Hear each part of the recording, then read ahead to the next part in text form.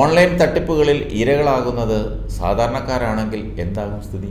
ബോളിവുഡ് നടിമാരുടെയും സച്ചിൻ്റെയും ഒക്കെ കാര്യത്തിൽ ഉണ്ടായതുപോലെ അതിവേഗത്തിലുള്ള ഇടപെടൽ ഉണ്ടാകാനിടയില്ല. ബോളിവുഡ് നടിമാർക്ക് പകരം സാധാരണ പെൺകുട്ടികളുടെ വീഡിയോകളും ചിത്രങ്ങളുമാണ് വ്യാജമായി മോർഫ് ചെയ്ത് മറ്റും പുറത്തിറങ്ങുന്നതെങ്കിൽ എത്ര പേർക്ക് പിടിച്ചു നിൽക്കാനാകും? സച്ചിൻ ഒരു ഓൺലൈൻ ഗെയിം പരിചയപ്പെടുത്തുന്ന പരസ്യ വീഡിയോ കേട്ട ആളുകൾ അമ്പരന്ന് പോയി. അദ്ദേഹത്തിൻ്റെ മകൾ സാറ ഗെയിം കളിച്ച് ദിവസവും 1.5 ലക്ഷം രൂപ വരുമാനം നേടുന്നു എന്നതായിരുന്നു വീഡിയോയുടെ ഉള്ളടക്കം. സച്ചിനെ പോലെ ഒരാൾ നുണ പറയുമോ? സോഷ്യൽ മീഡിയയിൽ ഉയർന്നു വന്ന ചോദ്യമായിരുന്നു. പിന്നീട് മനസ്സിലായി സച്ചിൻ നുണ പറയില്ല, പക്ഷേ സച്ചിനെ പോലെയുള്ള ഒരാൾ നുണ പറയുമെന്ന്. അതാണ് ഡീപ്പ് ഫേക്ക്. വ്യാജമെന്ന് തിരിച്ചറിയാനാവാത്ത വിധം സച്ചിനെ പോലെ ഒരാളെ സൃഷ്ടിച്ച് അദ്ദേഹത്തെ പോലെ സംസാരിപ്പിക്കുന്നു. ഡീപ്പ് ഫേക്ക് വീഡിയോകളിലൂടെ അത് സാധിക്കും. കൃത്രിമ ബുദ്ധിയുടെ ഈ കുറ്റകൃത്യത്തിന് തടയിടാൻ ഉറപ്പിച്ചിരിക്കുകയാണ് കേന്ദ്ര IT ഇലക്ട്രോണിക് മന്ത്രാലയം.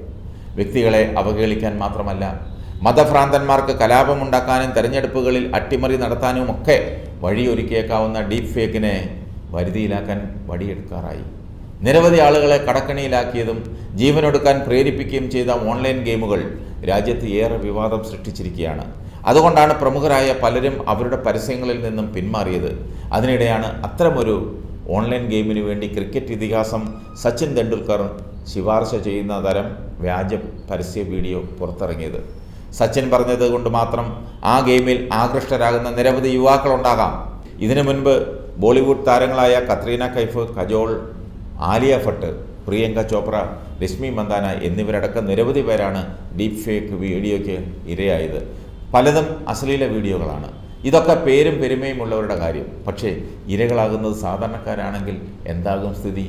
രശ്മിക മന്ദാനയുടെ വ്യാജ വീഡിയോ പുറത്തിറങ്ങിയതിനെ തുടർന്നാണ് ഡീപ്പ് ഫേക്കുകൾ തടയാൻ IT നിയമങ്ങൾ പാലിക്കണമെന്നും നിരോധിത ഉള്ളടക്കത്തെക്കുറിച്ച് വ്യക്തവും കൃത്യവുമായ നിബന്ധനകൾ ഉപയോക്താക്കളെ അറിയിക്കണമെന്നും എല്ലാ ഡിജിറ്റൽ പ്ലാറ്റ്ഫോമുകളോടും സർക്കാർ നിർദ്ദേശിച്ചത്.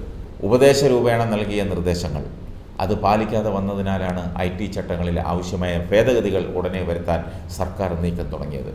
നിർമ്മിത ബുദ്ധി എന്നല്ല, ഏതൊരു സാങ്കേതിക വിദ്യയും തിന്മയ്ക്കായി ഉപയോഗിക്കാനാകും. ഒരു കേട്ടുകേൾവിയുടെ പേരിൽ പോലും വർഗീയ കലാപത്തിന് ഇറങ്ങി പുറപ്പെടുന്നവർക്ക് വ്യാജമെന്ന് തിരിച്ചറിയാനാവാത്ത വിധമുള്ള ഒരു പ്രകോപന വീഡിയോ കിട്ടിയാൽ എന്താകും സ്ഥിതി?